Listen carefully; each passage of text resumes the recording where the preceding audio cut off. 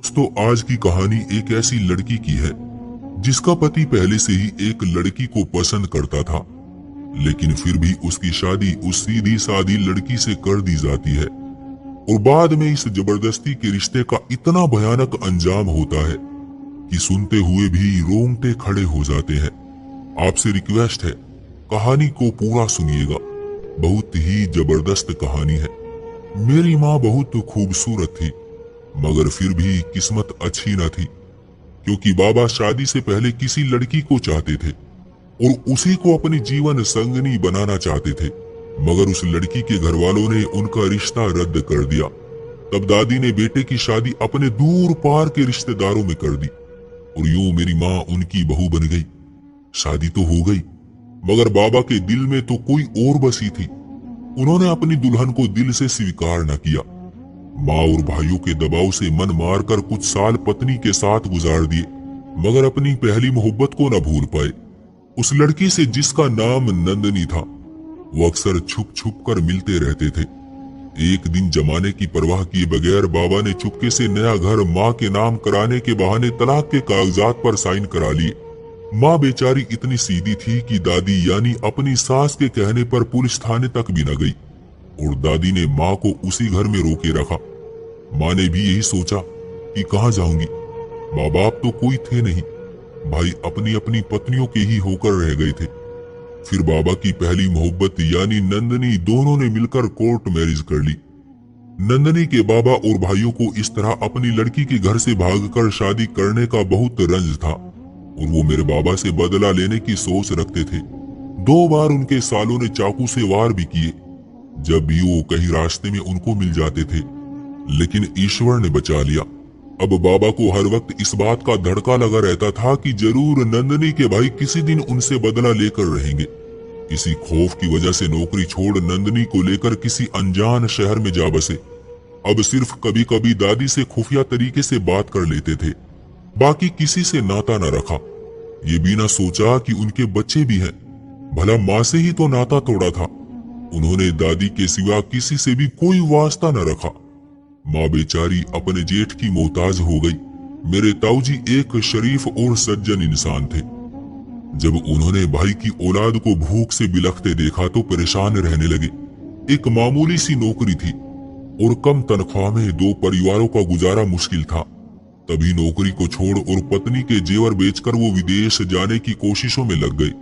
ताई जी नहीं चाहती थी कि कमाने की खातिर वो विदेश जाए। वो लड़ झगड़ कर मायके चली गई। ताऊजी के ससुर और साले उनको समझाने आए, मगर ताऊजी फिर भी न माने, तो उन्होंने बात को इतना बढ़ा दिया कि नौबत तलाक तक पहुंचा दी। यूं ताई जी ने तलाक ले ली और हमारी खातिर ताऊजी का बसा बसाया घर बर्बाद हो गया। उनके 3 बच्चे थे, वो भी ताऊजी ने मेरी माँ के हवाले कर दिए। हम 3 बहन भाई और माँ यानी 4 सदस्यों का खर्चा ताऊजी के जिम्मे था। दादी भी जिंदा थी। उन्होंने किसी बेटे को अलहदा करने की इजाजत न दी। कहते हैं कि धीरेन्द्र ताऊजी की नीयत अच्छी थी। विदेश जाते ही उनको अच्छा रोजगार मिल गया और खूब कमाने लगे। वो हर महीने की 1 तारीख को दादी को पैसे भेजने लगे। वो घर की बड़ी थी, सारे कुनबे का खर्चा वही चलाती थी। हमें खबर न थी हमारा बाप कहाँ है और किस हाल में है। हम तो बच्चे थे, माँ के गमों को महसूस जरूर करते थे।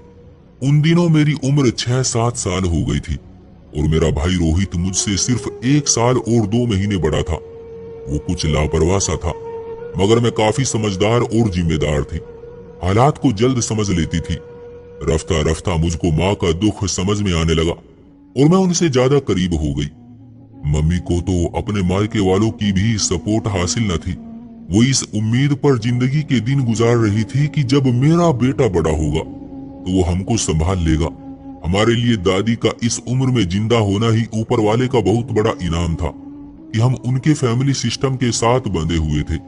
खाना एक जगह पकता और सबको एक सा मिलता था। 2 चाचा और भी थे, वो भी अपनी आमदनी दादी के हाथ पर रखते और ताऊजी भी हर महीने पैसे भेजते रहते। दादी बहुत देखभाल और इंतजाम से घर चलाती थी। हर किसी को जरूरत के हिसाब से जेब खर्च मिलता और सबके कपड़े बराबर प्राइस के ही खरीदे और सिलवाए जाते। यूं कह ले, बाप के होने ना होने का एहसास ही हमको नहीं हुआ। कि जरूरत की हर चीज हमें मिलती थी, किसी किस्म की तंगी न थी। बस माँ को ये एहसास जरूर सताता था कि वो और उनके बच्चे पति की नहीं बल्कि जेठ और देवरों की कमाई पर पल रहे हैं। बाबा ने कभी हम बच्चों की जिम्मेदारी का जिम्मा नहीं लिया और न कभी मिलने आए। पत्नी को तलाक देने के बाद ताऊजी ने अब दूसरी शादी न की। हर बार जब छुट्टी पर आते दादी जरूर कहती कि धीरेन्द्र बेटा, अब तुम दोबारा से शादी करके घर बसा लो। मेरी जिंदगी के दिन ही कितने रह गए हैं, तुमको घर बसाता देखना चाहती हूँ। मगर ताऊजी हर बार यही कहते कि माँ, कुछ और ठहर जाओ, मुझ पर बड़ी जिम्मेदारियां हैं, थोड़ी रकम और जमा कर लूं तो हो जाएगी शादी भी। ताऊजी इस बार जब आए, दादी ने अपने रिश्तेदारों में एक खूबसूरत और कम उम्र लड़की से उनकी शादी करा दी। शादी के बाद ताऊजी अपनी नई दुल्हन के साथ सिर्फ 1 महीना रह सके कि छुट्टी खत्म हो गई तो वापस विदेश चले गए। ताऊजी के जाने के बाद ताईजी सपना बहुत उदास रहने लगी। उन दिनों में 8वीं और रोहित 10वीं में था। जरूरत की हर चीज सपना ताई मेरे भाई से मंगवाती थी। वो रोहित के साथ खूब बातें करती क्योंकि मेरा भाई बहुत बातूनी था। रोहित की कंपनी से ताई का दिल बहला रहता था, मगर सपना को ताई बुलाने से झिझक आती थी क्योंकि उनकी उम्र 18-19 साल थी और ताई कहना उन पर जचता ना था। मैं तो उनको सपना कहकर ही बुलाती थी, जबकि रोहित सिर्फ सपना और कभी सपना ताई भी कह देता, लेकिन कहने पर वो बुरा मान लेती। तुम्हारा ये ताई बुलाना मुझ पर जचता नहीं है, तुम लोग मुझको सिर्फ सपना ही कहकर बुला सकते हो। जब सपना का दिल तन्हाई से घबराता, वो मुझे और रोहित को अपने कमरे में बुला लेती। मेरा मसला ये था कि मुझको ज्यादा बातें करना पसंद न था। स्कूल से आकर माँ के साथ काम कराती और फिर पढ़ने बैठ जाती, जबकि रोहित निकम्मा और लापरवाह किस्म का बातूनी लड़का, जिसको पढ़ने से ज्यादा इधर उधर फिरने और वक्त बर्बाद करने से काम था। बस उसकी सपना ताई से बन गई और वो घंटों उनके कमरे में बैठा रहता, हर वक्त अपना वक्त बर्बाद करता रहता। माँ भी उसको कुछ न कहती कि कहीं सपना बुरा ना मान जाए। वक्त यूं ही गुजरता रहा। किसी तरह भाई ने मैट्रिक पास कर लिया। अब वो कॉलेज जाने से भी जी चुराने लगा, आए रोज छुट्टी कर लेता। आखिरकार उसने कॉलेज को छोड़ दिया क्योंकि उसको पढ़ाई में दिलचस्पी थी ही नहीं। अब उसका सारा वक्त अपनी ताई के कमरे में गुजरता, उनके साथ हंसता बोलता, जिससे उसका जी बहल जाता था। उन्हीं दिनों बुआ जी की शादी हुई। ताऊजी शादी पर दुबई से आए, लेकिन छुट्टी खत्म होते ही वापस चले गए क्योंकि उनको बड़ी मुश्किल से छुट्टी मिलती थी, मगर बगैर छुट्टी के रुकते तो नौकरी चली जाती। रोहित उस वक्त कच्चे जहन का नासमझ लड़का था। बाप का हाथ सर पर न था, इसलिए खुद ही सर हो गया था। माँ का कहना नहीं मानता था, सिर्फ ताऊजी का ही लिहाज था। चाचा यूं भी उसको कुछ ना कहते कि महसूस न कर ले कि बाप मौजूद नहीं है तो चाचा डांटते और टोकते हैं। चाचा सुबह ऑफिस चले जाते, इसलिए घर में सामान भी रोहित ही लाता और बाकी वक्त सपना ताई के कमरे में गुजारता रहता। उनके कमरे में नया नया टीवी था जिसमें ज्यादा चैनल आते थे। वहां टीवी देखता या फिर सपना को नई नई बॉलीवुड फिल्मों की सीडी लाकर देता और दोनों फिल्में देखकर वक्त पास करते। दादी नई नवेली बहू को कुछ न कहती कि दुल्हन बगैर दूल्हे के ससुराल में रह रही है, उसका जी बहला रहे। किसी को खबर न थी कि सपना की शादी से पहले किसी और लड़के से जान पहचान थी। वो लड़का आवारा किस्म का था और उनके मोहल्ले का था। सपना के बाबा उसको नापसंद करते थे। ताऊजी होते तो शायद उनकी दुल्हन की हिम्मत ना होती। अब तो तन्हाई की मुसाफिर थी। मेरे भाई के साथ दोस्ती बनाकर उन्होंने उसको अपना हमदर्द बना लिया, जिसका किसी को पता भी न चल सका।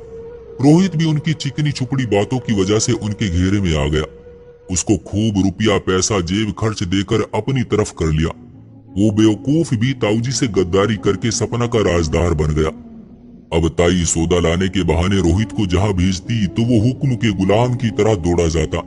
समझते कि ताईजी का काम है, ये ना करेगा तो और कौन करेगा। लेकिन कौन जानता था कि ये शातिर लड़की इससे क्या काम ले रही है। सभी ये समझते कि चलो दुल्हन का जी बहलाता रहता है, रोहित से हंस बोल लेती है तो कोई बात नहीं। दादी उसको बहुत चाहती थी, वो दादी की जान था। उसकी हर बात मानती और हर फरमाइश पूरी करती थी। यूं उसका मिजाज बिगड़ गया। माँ की वो कोई बात ना मानता, जिसकी वजह से माँ परेशान रहने लगी थी। जब दादी का स्वर्गवास हो गया तो मंझले चाचा की पत्नी ने अलहदा घर में रहने की ख्वाहिश कर डाली। वो पति को लेकर अलग हो गई तो उस पर छोटी चाची ने भी ख्वाहिश की कि आंगन के बीचों बीच दीवार उठाकर हमको भी अलहदा करो ताकि सुकून से रहे। अब आधा घर दीवार के इधर, आधे में हम और सपना ताई रह गई। ताई सपना का बस न चलता था कि वो भी अलहदा हो जाए, मगर अकेले होने की वजह से साथ रहने पर मजबूर थी। इतनी ख्वाहिश जरूर की कि आंगन के आधे हिस्से में दीवार होनी चाहिए और दरवाजा भी बना दो कि आना जाना रहे और घर एक ही मालूम हो। उन्होंने किचन भी एक रहने दिया ताकि मेरी माँ और हम बहनें ही खाना पकाएं और वो किचन के बखेड़े में न पड़े। माँ ने सपना की बात मान ली क्योंकि घर में कमाता तो उनका पति ही था और हम उनकी कमाई खाते थे। माँ को हर हाल में अपनी जेठानी को खुश रखना था। सपना की जेब खर्च की रकम हर महीने ताऊजी उनको अलहदा भिजवा देते थे। ये रकम वो जैसे चाहे खर्च करती थी। अच्छी खासी रकम हर महीने मिल जाती तो रोहित को भी ऐश करा देती। जो चीज वो चाहता दिलवा देती। दादी की मृत्यु के बाद उनका कमरा रोहित को मिल गया। कमरा सपना ताई के कमरे के साथ ही था। सपना ने माँ से कहा कि मुझे अकेले सोने से डर लगता है, रोहित रात को मेरे कमरे में सोया करे तो मुझे डर ना लगेगा। माँ ने भाई से कहा कि तुम अपनी ताई की तरफ जाकर सो जाया करो। शादी के बाद सपना काफी दिलेर और आजाद ख्याल हो गई। पति के बाद सास के ना होने से उसे और भी आजादी मिल गई थी। मेरे भाई को भी लालच देकर उसने अपनी तरफ कर रखा था। वो किसी ना किसी बहाने अब रोहित के साथ घर से भी बाहर जाने लगी। कभी शॉपिंग के लिए बाजार और कभी किसी सहेली के घर का कहकर माँ उससे डरती थी कि कुछ कहा तो कहीं अपने पति को हमारी शिकायतें न लिख भेजे। उसे ये हुआ कि रोहित भी सपना का गुलाम बन गया और हमारे हाथों से निकल गया।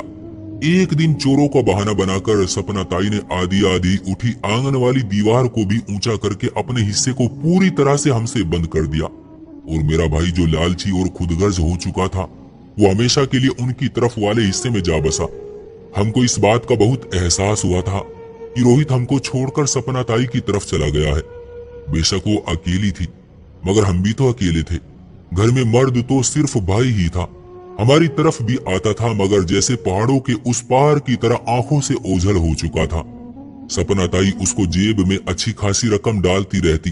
यही नहीं, अच्छे कपड़े और खाने की और भी बहुत सी चीजें देती तो रोहित उधर का ही होकर रह गया। मेरी माँ की उम्मीदें मिट्टी में मिल गई। अब लोग सपना और रोहित के बारे में उल्टी सीधी बातें करने लगे। हमारे बाप का तो पता न था। हम सब रोहित के सहारे और उम्मीद पर जी रहे थे। वो भी हमसे दूर हो गया।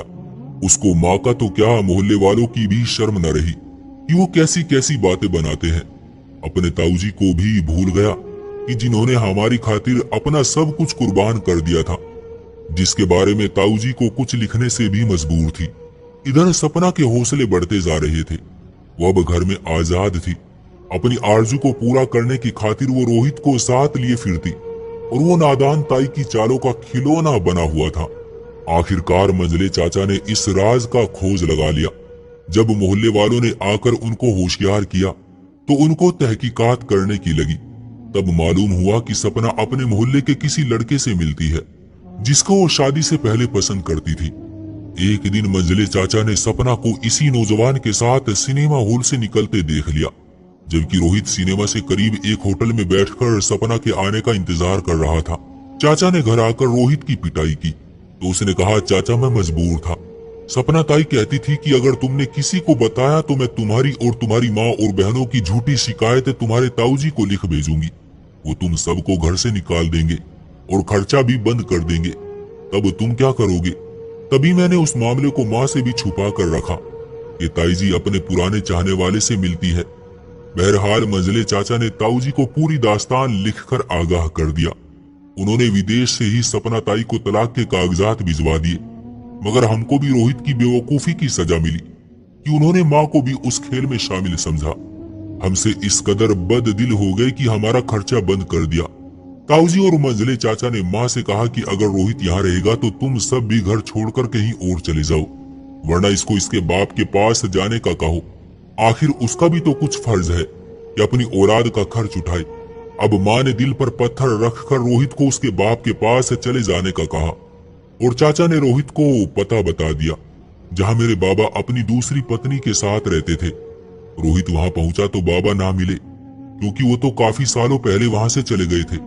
अलबत्ता मोहल्ले वालों ने बताया कि जिस लड़की को भगाकर उसके साथ शादी करके यहाँ लाए थे, उसके माँ बाप और भाइयों ने आखिरकार यहाँ का पता लगा लिया और वो अपनी लड़की को ले गए और तुम्हारे बाबा को अधमरा करके डाल गए।